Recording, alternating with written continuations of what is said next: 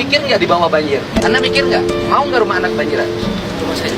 Ya udah, ya. Bukan, ini ingat ya. Ini nggak ada kaitannya dengan provokator. Ini kaitannya dengan pelanggaran pidana lingkungan, gitu. Jangan aneh-aneh. Kita bongkar ini bukan karena didesak mereka, enggak. Kita bongkar ini karena ini melanggar undang-undang. Jadi ada hal yang sifatnya humanis, ada hal yang tegas. Saya kan bisa, saya nanya, mau nggak kuli nanam pohon? Saya hanya bisa menjanjikan pekerjaan yang otak saya bisa menjamin, karena saya bukan pengusaha, gitu loh. Kali ada solusinya gitu Bapak? Jangan ngomong solusi hari ini. Solusi hari ini saya mikirin ini nih, mikirin yang banjir di Bekasi. Ya.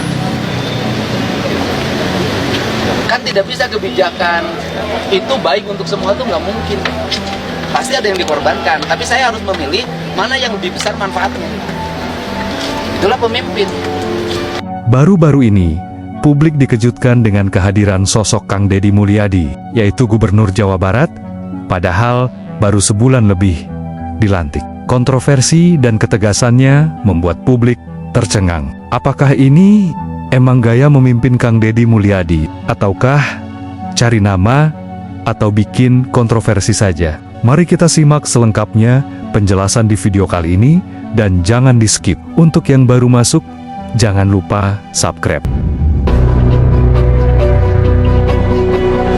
Kang Deddy Mulyadi lahir 11 April 1971, adalah seorang aktivis dan politikus berkebangsaan Indonesia, dan saat ini ia menjabat sebagai Gubernur Jawa Barat periode 2025 sampai 2030. Ia merupakan anggota Dewan Perwakilan Rakyat Daerah Pemilihan Jawa Barat ke-7 dan duduk di Komisi ke-6 dari 2019 hingga ke 2023 sebelumnya. Deddy menjabat sebagai Bupati Purwakarta selama 2 periode berturut-turut dari 2008 sampai 2018. Kiprahnya menjadi bupati bermula setelah dirinya terpilih pada Pilkada 2008 dengan menjadikan Dudung Bakhtiar Supardi sebagai wakilnya di pemerintahan. Pada pemilu selanjutnya, ia kembali terpilih untuk masa jabatan kedua 2013 sampai 2018.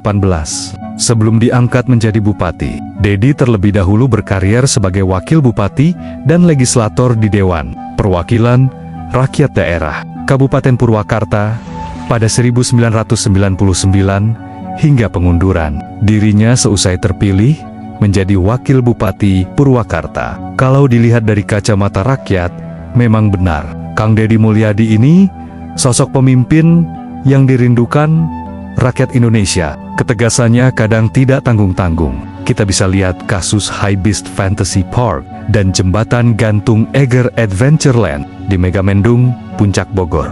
Padahal belum lama ini diresmikan Pak Ridwan Kamil. Tapi bagi Kang Deddy, wisata hiburan itu sangat mengganggu ekosistem perhutanan dan dampaknya mudah kebanjiran. Meskipun ketegasannya dianggap kontroversial, Kang Deddy tetap teguh dengan pendiriannya. Justru musuh Kang Deddy adalah orang elit. Elit yang punya usaha besar, dan ketika diganggu usahanya, akan berdemo berjilid-jilid. Inilah para pendemo Kang Deddy Mulyadi yang ternyata ditunggangi oleh LSM Gibas, dan mereka pun sebut Kang Deddy Mulyadi sebagai penjahat.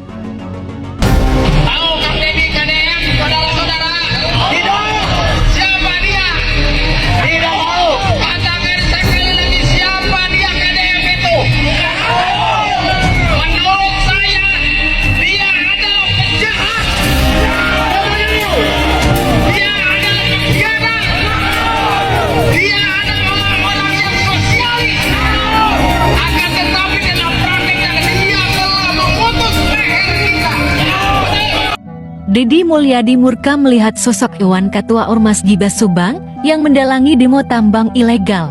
Orang rame nanyain masalah tambang, ada unjuk rasa. Yang unjuk rasa saya paham, satu, plat nomornya itu banyak yang luar malah, bukan di wilayah sekitar. Yang kedua, yang berunjuk rasanya juga tokoh-tokoh, aktivis-aktivis politik, bukan pengusaha tambang atau kerja di sektor tambang. Sebagian adalah ormas yang mungkin selalu mendapat rezeki dari limpahan tambang ilegal yang terus terjadi. Di balik itu, masyarakat di sekitar menderita.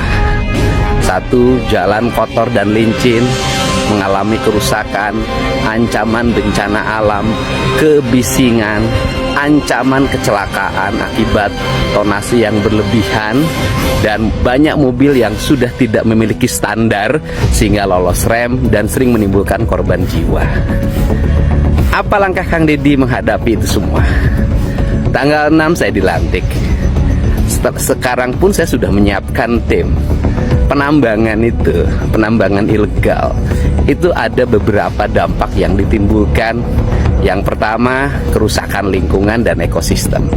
Yang kedua, kerusakan infrastruktur jalan dan fasilitas penunjang lainnya yang itu dibiayai lewat APBN, APBD provinsi, APBD kabupaten, bahkan dana desa. Yang ketiga, hilangnya pendapatan selama berpuluh-puluh tahun atau bertahun-tahun, sehingga pendapatan itu dinikmati oleh satu, pengusaha tambang ilegal, yang kedua, para mafia di dalamnya, dan termasuk kelompok-kelompok preman pendukung. Nah, kemudian yang berikutnya adalah manipulasi tambang. Bagaimana manipulasi tambang?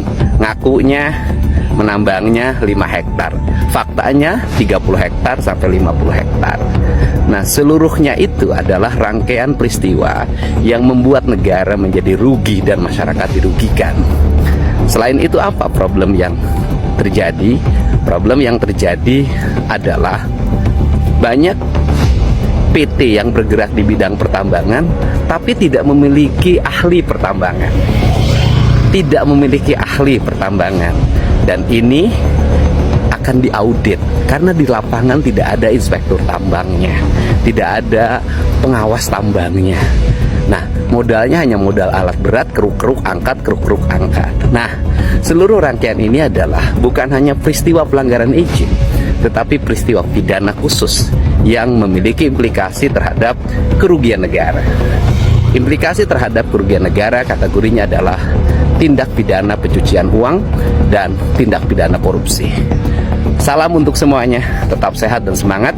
Mari berpikir rasional dan berpikir jernih. Lapangan pekerjaan masih terbuka. Kita bisa bekerja di mana saja dan apa saja. Para petani di sini juga tetap bekerja dan hidup relatif sejahtera. Kemudian yang menjadi problem adalah banyaknya orang yang tidak mau bekerja, tapi tiap hari mabuk dan mendapat setoran dari mobil tambang dan dari penambang. Kayaknya, siapapun musuhnya, Kang Deddy tidak gentar dan tetap melakukan yang terbaik untuk negara, terutama Jawa Barat. Itu sesuatu yang dihormati karena dia adalah sumber dari kehidupan. Dari gunung itu lahirlah air, dari mata air lahirlah kehidupan. Ada danau, ada sawah, kemudian itu lahir jadi kehidupan manusia. Makanya lambang orang Sunda dan orang Jawa tuh sama. Lambang ritualitasnya itu tumpeng. Tumpeng itu mancit ke atas, mata ke atas, satu itu tunggal ya, bahasa itu. Kemudian ke bawahnya banyak makanan. Dari titik yang satu di gunung itu melahirkan bagaimana proses ekologi yang melahirkan produksi. Nah, jadi saya ini termasuk orang yang begitu menghormati gunung. Begitu menghormati gunung, sehingga ketika gunung itu orang seenaknya demi kepentingan komersial membelah hutannya hanya untuk kesenangan dan duit, saya nangis. Kenapa? Bagi saya sebagai orang Sunda, saya merasa martabat saya direndahkan. Saya bukan janji loh, ketika visi misi saya itu udah jelas. Yang pertama saya lakukan adalah perubahan tata ruang. Tujuh evaluasi tata ruang tersebut, sekarang pembangunan akan diarahkan pada upaya menghijaukan kembali Jawa Barat. Jadi kata bahasa Sunda saya adalah leuweung hejo rakyat ngejo. Udah ya, cukup.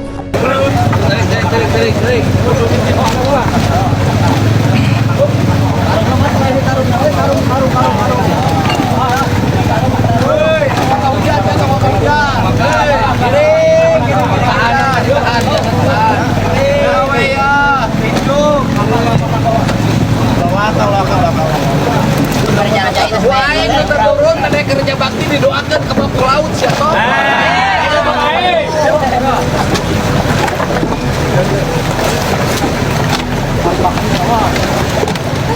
Yuk.